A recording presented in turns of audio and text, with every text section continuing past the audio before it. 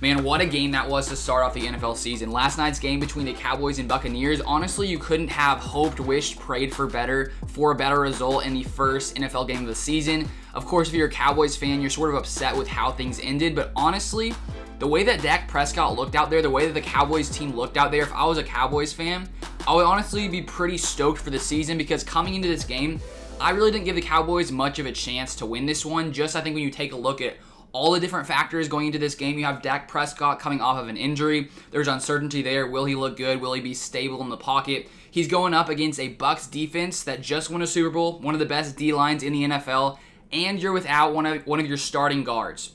So I really thought this would be a game that the Bucs, really came in and dominated, and honestly, that really wasn't the case. I think I underrated just how quickly Dak could come back from this injury that he suffered last season. He had a crazy performance. He goes 42 for 58, 403 yards, 3 touchdowns, 1 interception, only sacked 1 time, and he had a 101.4 rating. So now, honestly, looking at this Cowboys team, I think that now, for me, they're my favorites to win the NFC East. Honestly, before this game, with the uncertainty of Dak, I wasn't sure exactly, how the Cowboys would be. But obviously now, seeing Dak play the way he did, I have high hopes, for the Cowboys to do well this season. So, honestly, this game obviously came down to the wire. The final score was Buccaneers 31, Cowboys 29. The Cowboys got points in the last, minute? I can't remember the exact time. But then, of course, Tom Brady does what Tom Brady does best. He comes back, somehow wins the game. Tom Brady always finds a way. He always finds a way somehow. And obviously, there was that pass interference, no call that has been debated, and it did sort of look like, I think it was Godwin out there, right? I think it was Godwin who pushed off a little bit. It did look like he pushed off. Maybe the Cowboys defender was a little off balance already, so it was easier for him to fall down, just barely being touched. But it did look like a little bit of a push off. So I can understand if you're a Cowboys fan and you're a little salty with sort of how that was not called by the refs. So somehow, even though the Cowboys had 451 yards on offense and they forced 4 turnovers to the Buccaneers only forcing 1 turnover, they still somehow lost this game. And I think really the thing that it boils down to is the way the Cowboys offense played in the red zone. I mean, the Cowboys were able to move the ball between the 20s, even starting off at their own, 2, 1 yard line, something like that. Have a nice first pass to Amari Cooper, who thank you, Dak, very much for targeting Amari Cooper. He's on my fantasy team, so bless up for you, Dak, for that one. But honestly, the Cowboys just couldn't really do much in the red zone. They go for 1 for 4 in the red zone when it comes to touchdowns, so leaving points they could have put up there, came away with 12 points.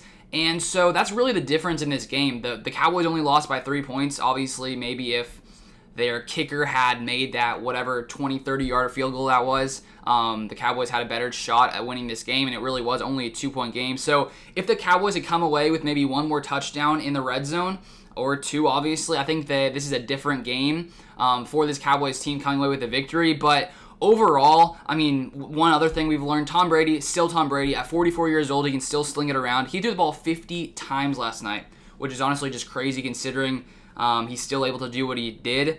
32 for 50, 379 yards, 4 touchdowns, 2 picks, a 97 rating. Plus for Tom Brady, those 2 picks both weren't really his fault. The first one pops off Leonard Fournette's hands, not Tom Brady's fault. The second one was a Hail Mary to end the first half. So honestly, Tom Brady basically went 379 for 4 touchdowns and 0 picks because those picks weren't really his fault. So Tom Brady, I mean, we've been wondering, is there going to be a time that Tom Brady, starts to decline? Because, I mean, there has to be a day. There has to be some day in the future where Tom Brady's age is going to catch up to him. At least now, it isn't right now.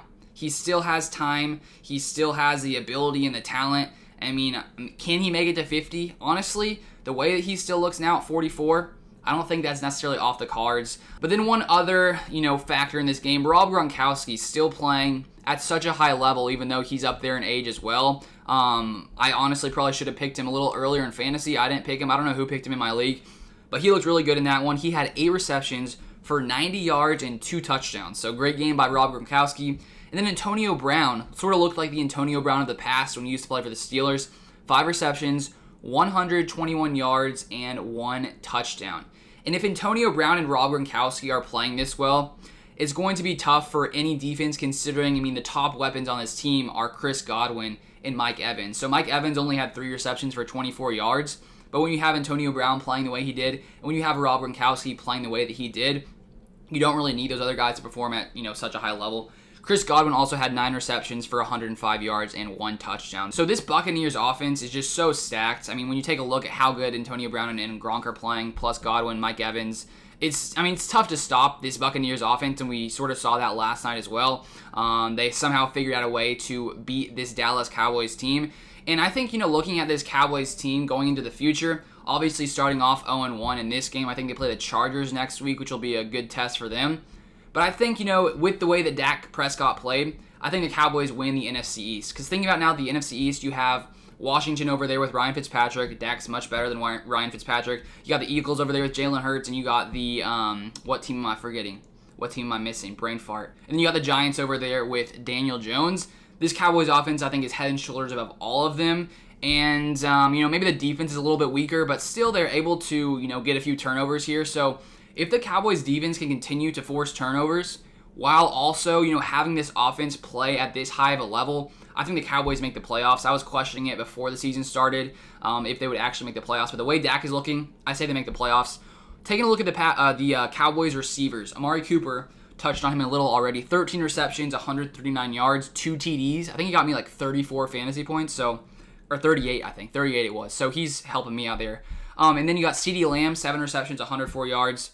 Michael Gallup, 4 receptions, 36 yards. I think Gallup went down with an injury in that game. Then you got this guy, Cedric Wilson, who sort of showed up, 3 receptions. Only 24 yards, but I saw him a good amount. So this Cowboys offense is stacked, while at the same time, Zeke only had 33 yards rushing. So the fact that the Cowboys were able to put up, 451 yards with Zeke only rushing the ball for 33 yards is pretty impressive.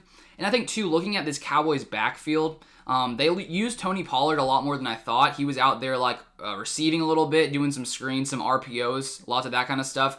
He had 3 carries for 14 yards. Pollard did average more yards per carry than Ezekiel Elliott, so he had 4.7 yards per carry. Zeke had 11 carries for 33 yards, so only 3 yards per carry. So Zeke really didn't look great, but he was facing off against one of the best defensive lines in football, and Ndamukong Suh, Vita Vea, Shaq Barrett, Pierre Paul. So it's tough for anyone to run on these guys, and the Cowboys really weren't able to do much. Only 60 yards on the ground, but Dak made up for it with his 403 passing yards. So overall, this was honestly one of the best possible scenarios for this game. Just as an NFL fan watching this game, it came down to the wire. It was fun. It was exciting to watch, and now it's got me pumped for this NFL season. So that's pretty much all I wanted to break down. If you guys want to see more NFL content on the channel, make sure you guys subscribe to the channel, drop a like on the video. Also, if you follow me on Twitter, Luke_Beller, for more NFL stuff. But thank you guys so much for watching, and I'll see you guys on the next video.